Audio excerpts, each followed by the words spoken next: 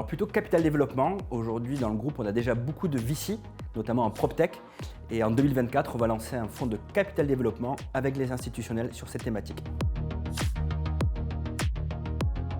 Immobilier de santé, puisque notre SCPI, c'est sur cette thématique qu'elle se développe. Notre volonté, c'est de créer des fonds purs et on aura des nouveautés en 2024 à annoncer pour que les conseillers puissent construire au mieux la location de leurs clients. Maintien à domicile, on a un gros flux de viagers et notre volonté, c'est de maintenir à domicile les seniors.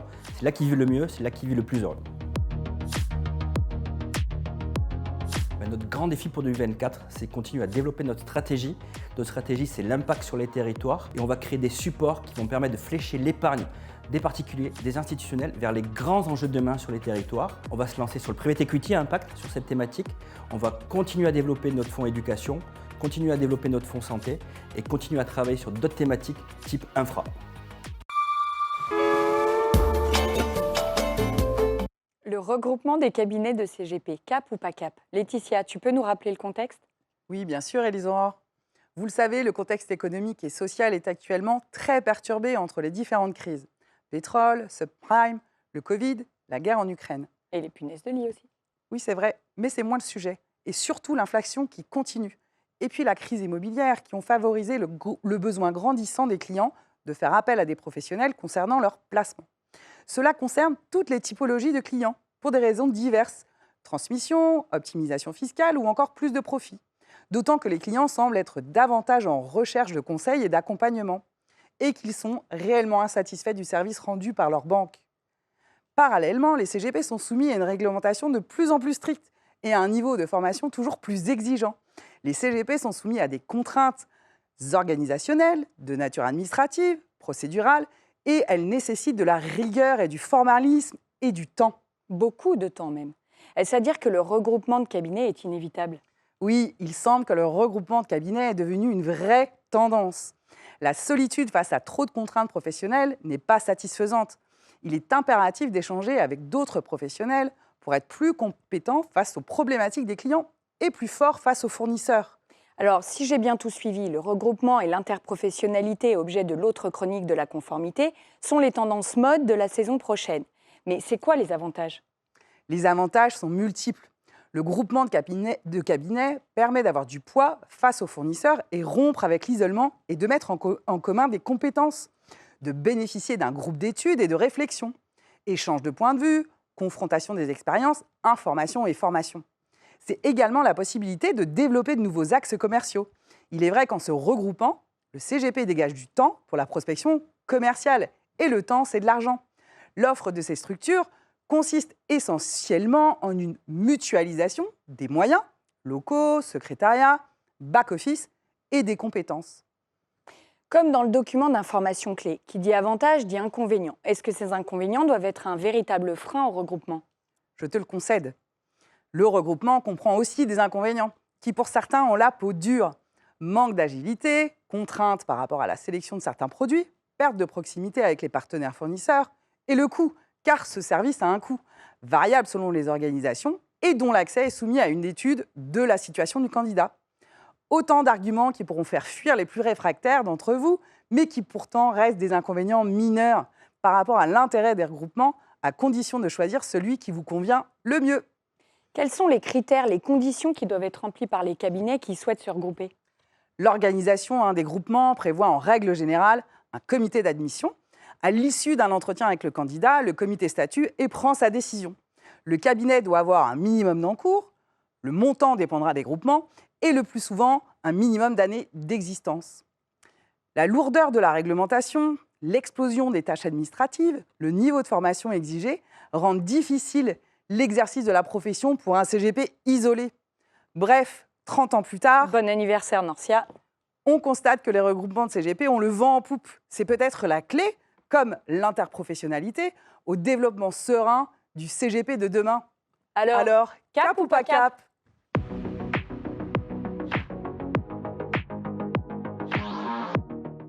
Le troisième et dernier débat de la journée, comment aborder les enjeux sociétaux de demain? Je suis sûr que vous vous posez la question. Pour en parler, retour de Guillaume Hiller du groupe Magellim et Michael Berthier de Spirica. Bienvenue sur ce plateau, messieurs, sous les applaudissements de la foule qui s'est massée derrière vous, qui vient vous entendre. Pourquoi ce thème, Philippe? Alors là, on est vraiment au cœur du sujet, puisque si on parle du défi sociétal pour 2024, on peut lister la santé, on peut lister le bien-être, le renouveau industriel. On a parlé du renouveau industriel au sein de l'industrie financière, avec pas mal de promoteurs de produits structurés notamment, d'immobilier.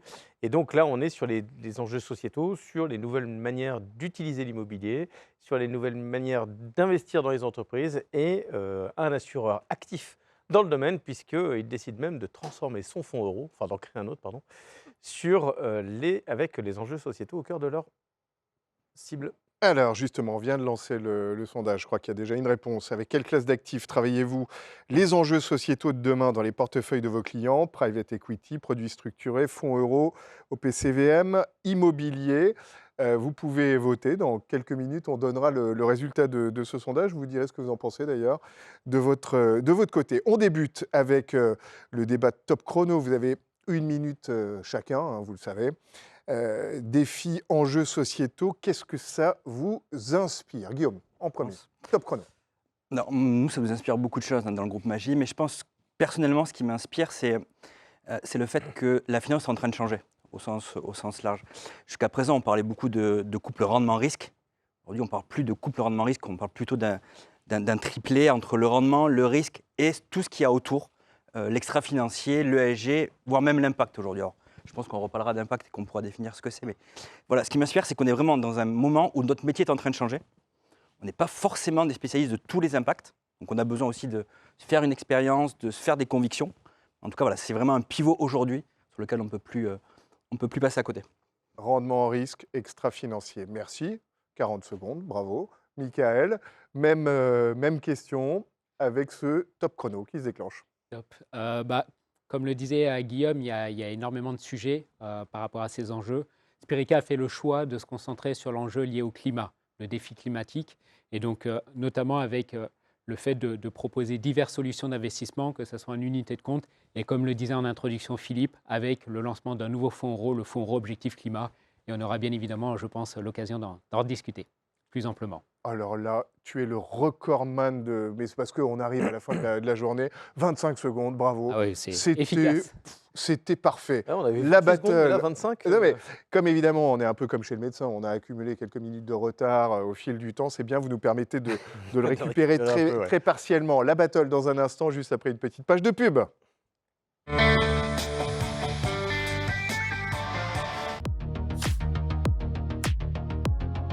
En réalité, les deux, nous avons toujours de très fortes convictions dans la gamme immobilière. Concernant le private equity, nous avons la volonté de poursuivre le développement de cette gamme en proposant de nouvelles solutions d'investissement. Bien évidemment, le fonds euro article 9.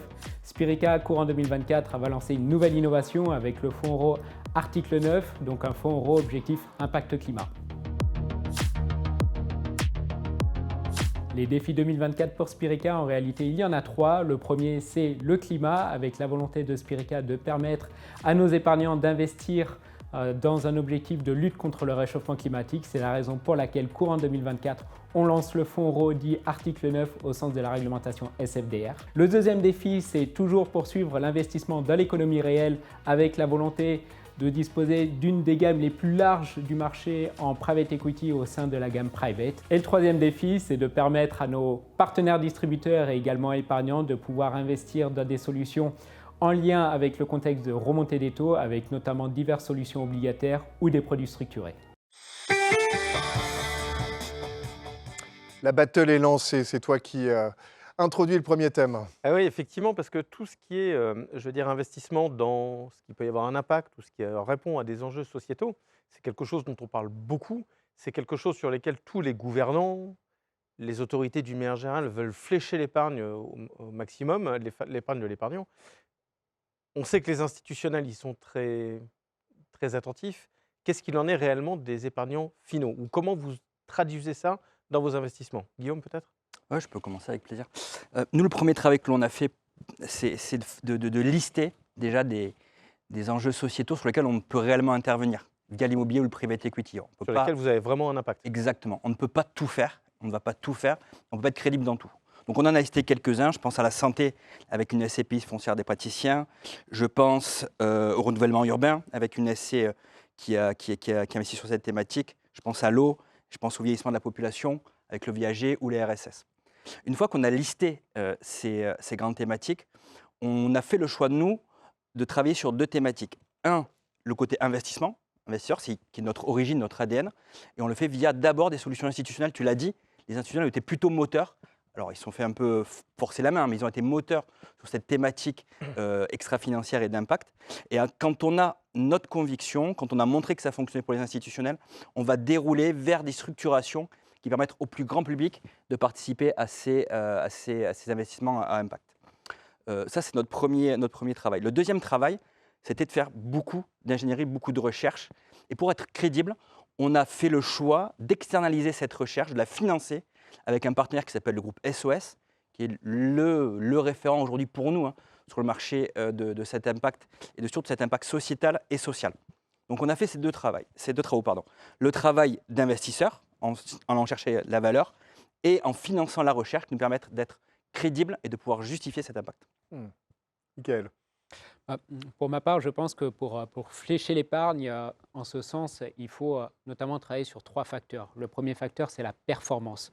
Je pense qu'on le sait tous, on est dans un contexte particulier qui a été bouleversé par différents événements, que ce soit géopolitiques, sanitaires et également liés à l'environnement. Et donc derrière, ça a engendré un regain, une montée de l'inflation, une accélération de la volatilité, y compris la volatilité sur les taux. Et donc, il faut, je pense, surtout ne pas surréagir par rapport à ce contexte-là. Et donc, je reviens par rapport au facteur de la performance. Il faut, nous tous, acteurs de l'épargne, qu'on puisse proposer des solutions performantes, mais également qui permettent de limiter cette forte volatilité qu'on peut subir actuellement. Donc, je pense naturellement aux solutions obligataires, aux solutions de produits structurés. Je pense que c'est des points sur lesquels il faut qu'on poursuive les travaux. Le deuxième facteur, c'est l'engagement.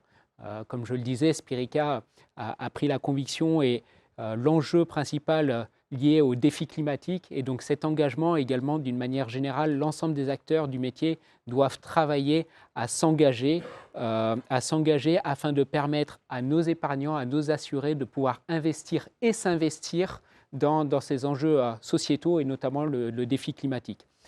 On a vu sur le marché qu'il existe différentes solutions d'investissement, toutes en unité de compte.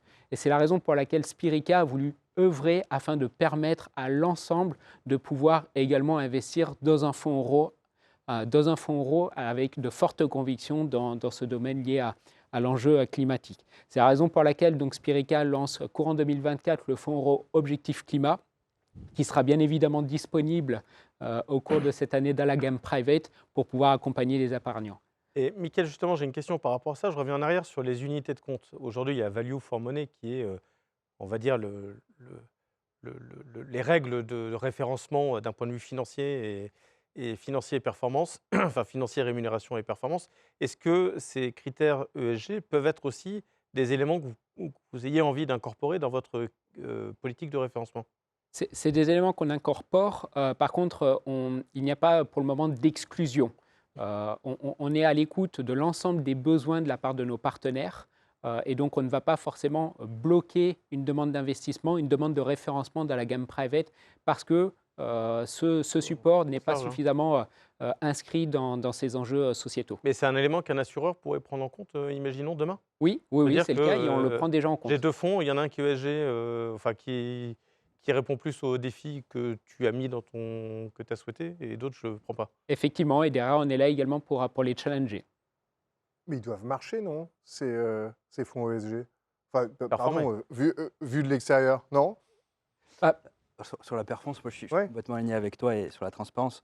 On a fait le choix, nous, pour tous nos fonds institutionnels et tous les futurs fonds qu'on va créer, qu'une partie de la surperformance soit réellement liée à l'impact extra-financier. Ouais. Donc ça, c'est vraiment intégré même dans la rémunération de nos équipes. Donc ça, c'est vraiment très intégré dans toute la chaîne de valeur de ce qu'on veut faire. Et le reporting extra-financier est en train de se développer de façon importante. Avec l'expérience qu'on a sur les institutionnels, c'est quelque chose qui aujourd'hui n'est plus un sujet. C'est déjà créé, intégré, tout ça, ça existe déjà. Ouais. Ouais. Justement, je souhaite rebondir par rapport à ce point. Donc tout à l'heure, je disais 3 facteurs, donc la performance, l'engagement et également la simplicité. Alors ce que je dis ce que je pense par rapport à Simplicité, c'est qu'on est dans une démarche où la transparence est au cœur des récentes réglementations. L'ensemble du secteur doit être plus transparent à la fois sur les avantages et les inconvénients, les risques et les frais relatifs au support en unité de compte. Et nous également, en tant que compagnie d'assurance, on doit être encore plus transparent dans la gestion de nos fonds euros. Et notamment, je pense qu'il y a encore plus de sens pour un fonds euro avec une forte conviction comme le fonds euro Objectif Climat.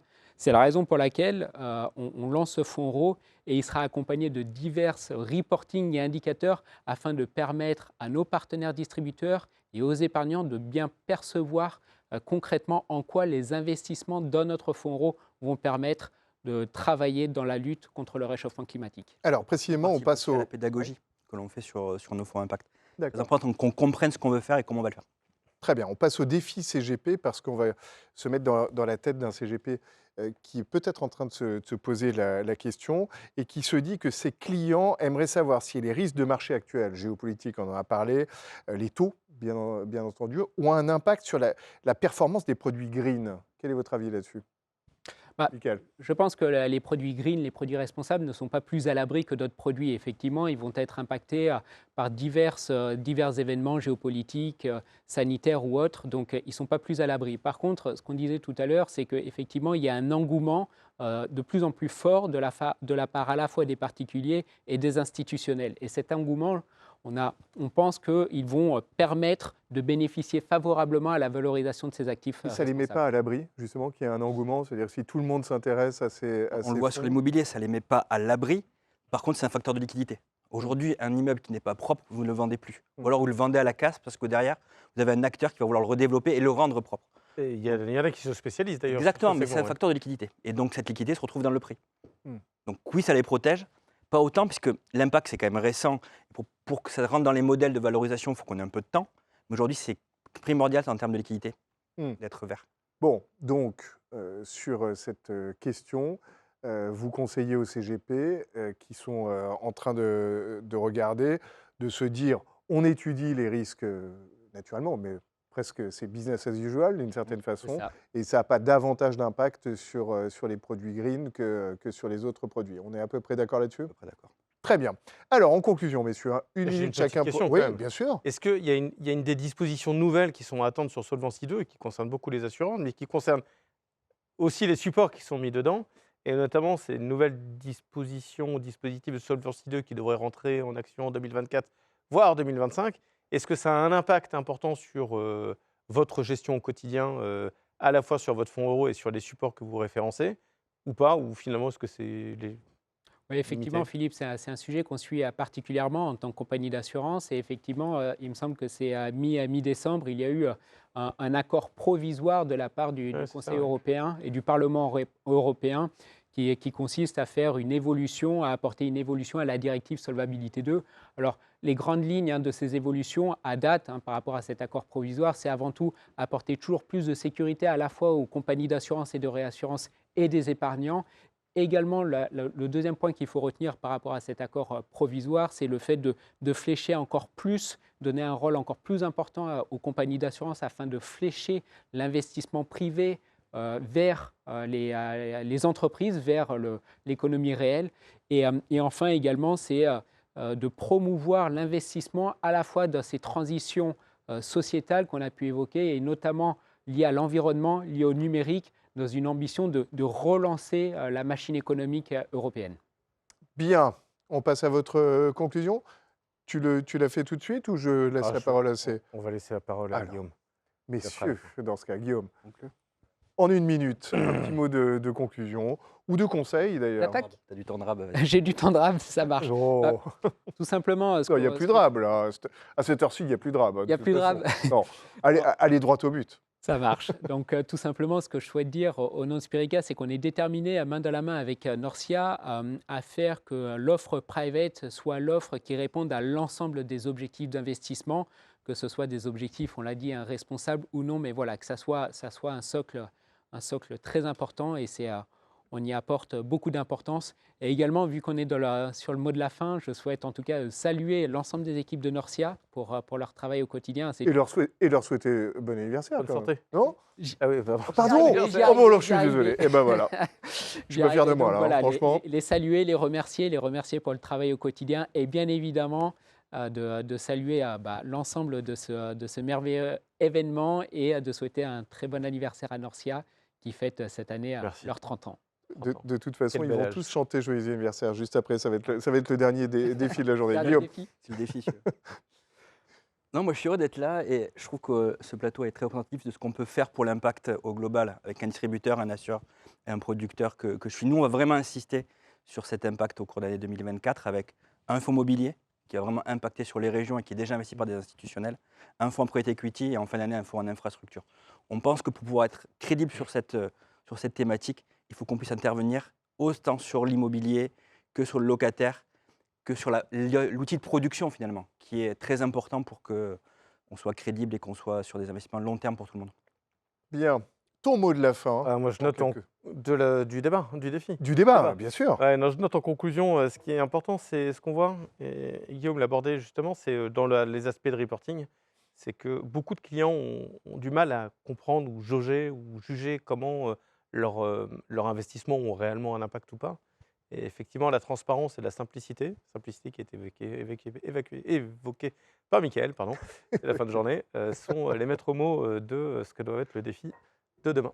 Bon, vous brûlez de savoir quel est le résultat du sondage. Avec quelle classe d'actifs travaillez-vous les enjeux sociétaux de demain dans les portefeuilles de vos clients? Les OPCVM arrivent largement en tête, 40%, Private Equity 24%, produits structurés 20%, immobilier 16% et le fonds euro, la tête à Toto, pour reprendre l'expression que tu as failli employer J'ai failli. tout à l'heure. Je le fais donc dans le prolongement de ta pensée secrète et intérieure. Merci beaucoup. Le défi de Mickaël sera de... Alors, le d'aller défi de Mickaël et de Guillaume, en sortant, c'est évidemment de chanter Joyeux anniversaire.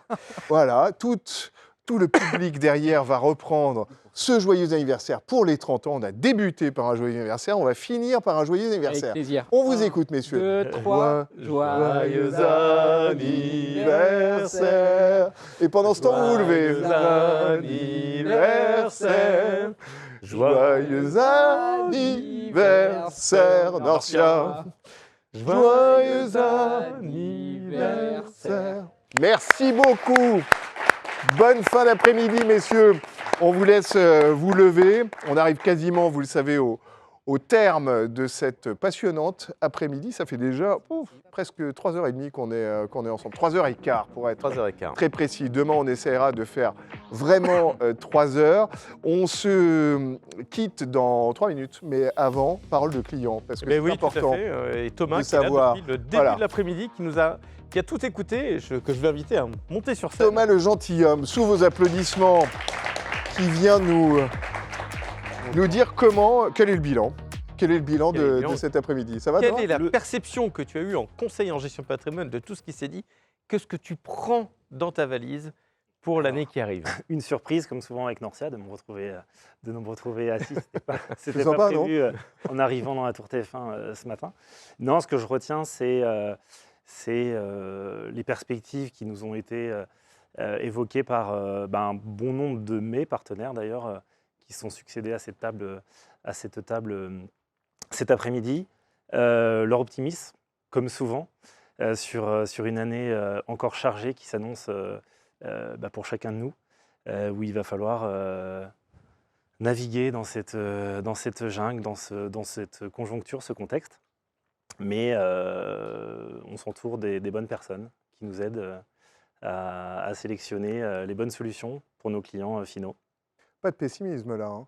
Enfin, c'était assez intéressant de voir que personne cet après-midi n'était dans un discours alarmiste, même si chacun est attentiste, ce qui est logique. Ou prudent sur certains. Ou prudent, oui, parfois, mais il n'y a pas de pessimisme. Non, c'est ce que j'ai noté aussi. Puis comme l'a rappelé Benjamin en début d'après-midi, et que ça a été rappelé après par Émeric, on est de toute façon dans un environnement, dans une matière où il faut rester humble. Puisque aujourd'hui, de nous demander comment va se passer l'année 2024, un 10 janvier, d'y répondre de façon trop certaine. c'est C'est des l'assurance pistes. dans 10 jours d'avoir déjà tout faux. Ouais. Donc, pas d'alarmisme à outrance, rester humble, et puis tout ira bien. Tu as eu assez d'informations, parce que là, effectivement, comme tu le dis, un 10 janvier, on ne peut que se contenter de donner des pistes, de suggérer, de donner des conseils. Tu en as eu pour ton déplacement à TF1 ? Oui, alors je suis en voisin, donc... Oui, bon. Mais Il fait oui, froid, non. Donc, Et t'aurais pu c'est rester, toujours important. C'est toujours important ces moments privilégiés avec nos partenaires. On passe pas mal de temps par jour au téléphone, que ce soit avec les équipes de Norcia, avec les assets, les structureurs. Et ces moments-là physiques, toujours des moments privilégiés où on prend et on écoute Toutes les tous leurs informations. conseils, toutes leurs prévisions, et à nous de faire le tri après là-dedans. Mais toujours sympa et enrichissant d'écouter tout notre milieu. Eh ben, merci beaucoup. Merci à vous. Merci C'est un bel beaucoup. après-midi. Tu peux rester là si tu veux pour écouter le mot de conclusion de Philippe qui va nous permettre de prendre à nouveau de la hauteur, comme avec Oh là Virginie là. Guyot. Mais tu as une minute, parce Ouais, que j'ai quand même, on a pris beaucoup de retard. Donc, C'était une après-midi, j'ai une matinée, tu vois, transdigression. Et c'était une après-midi qui était très riche. On a bien vu quels étaient les enjeux pour toutes les classes d'actifs et de savoir avec quoi on doit partir sur 2024, quels sont les éléments qu'il faut qu'on regarde.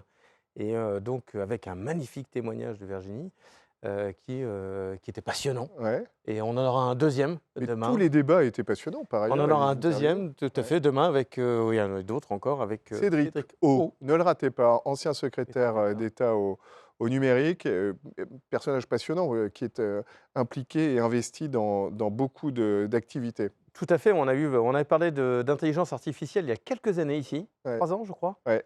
avec John Rocher. John Rocher, Et exactement. voilà, et en fait on se rend compte qu'en 3 ans, les choses ont tellement évolué, vont Ouais. tellement vite, qu'effectivement ça sera un défi pour la finance, donc ça sera le thème de demain, Ouais. le défi financier. Bientôt l'ordinateur quantique, etc. Beaucoup de réactions qui vont te faire plaisir, qui vont 14 faire heures. plaisir à tout le monde. Demain. Eva Alvarez nous dit merci pour l'élaboration de vos universités et la qualité des intervenants. Bonne soirée à tous. Pour l'élaboration, saluons Malina, Agnès, bien sûr, Christophe qui ont fait un très gros boulot. Belle énergie, excellent sujet. Merci, nous dit Fabien Beer. Une très belle première partie. Merci à tous et à demain. Happy birthday, Norcia, nous dit Jean-Christophe Merci Boisdin. Jean-Christophe. Et moi, je rajoute une question. Ce ne serait pas l'anniversaire de quelqu'un d'autre? Il n'y a pas que Norcia, quand même, dans la vie. Ou au sein de Norcia. Est-ce que ça peut Elle est là. éventuellement être l'anniversaire d'une responsable commerciale qui est en train de rougir sur son siège, Julia Rabi, dont c'est l'anniversaire? Bon anniversaire Julien. On chantera et on soufflera les bougies, 30 ans comme Norcia, pile, voilà. Mais alors, au cordeau, né le même jour que Norcia, c'est quand même ça, formidable. tout à fait, ouais. Bon, bravo Julia. Elle a commencé à faire des enfants très tôt d'ailleurs, parce qu'ils sont grands déjà. Bon, merci à tous de nous avoir suivis. Vous êtes demain au rendez-vous à 14h. Je pense qu'on va se régaler autant qu'aujourd'hui. Demain, ce sera le défi non plus sociétal. On a essayé de faire le tour du sujet aujourd'hui, mais le défi financier. Et on parlera en effet beaucoup d'intelligence artificielle. Allez, on peut tous aller boire un verre. Bonne soirée à tous et à demain. À demain.